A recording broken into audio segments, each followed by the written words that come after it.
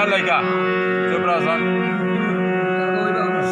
कह के कुछ कह के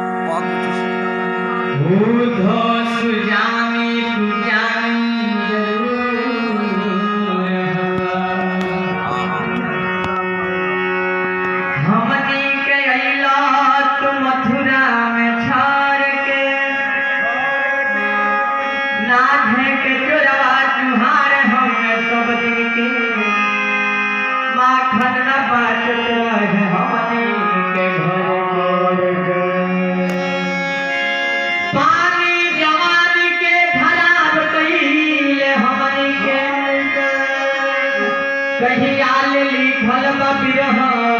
में जार के आर जप तप ज्ञान योग भोग के नियम कहती हमरो के खाई के आघात बाड़े अब समझावत बाड़े हमनी के छोड़ गई मथुरा में मार के आर सूरत श्याम जी से कहीं जाके कहती है आई के सिखाई जा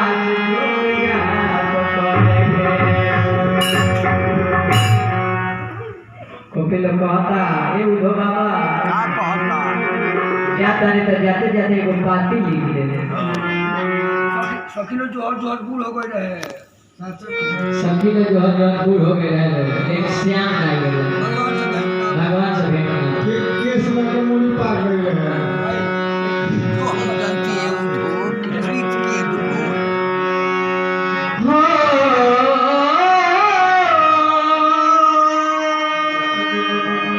आर जाते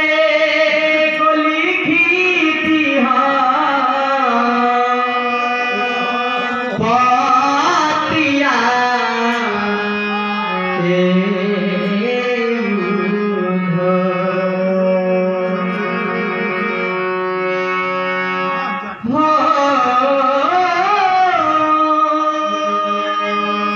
जाते को लिखी दी पातिया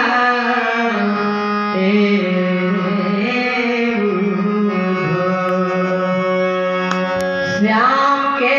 संगतिया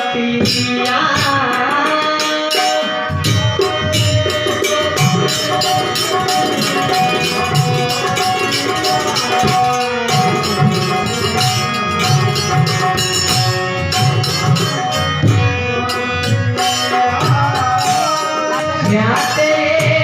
को लिखी दी पातिया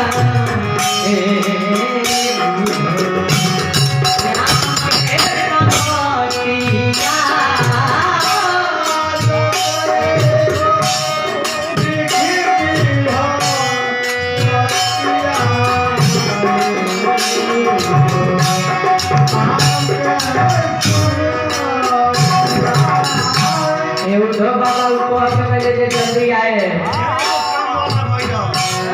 लेकिन बहुत देर लग गई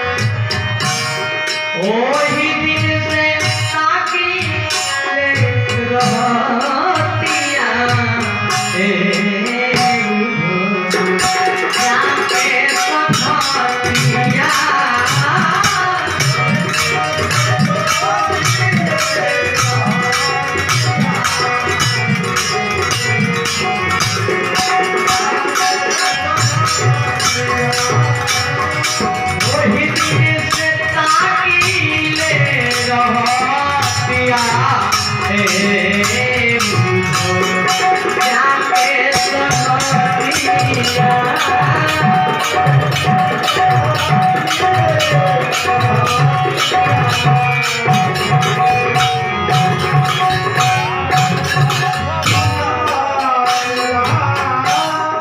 जाने कौन एक बार फेरा में पड़ गई है ये तो देखो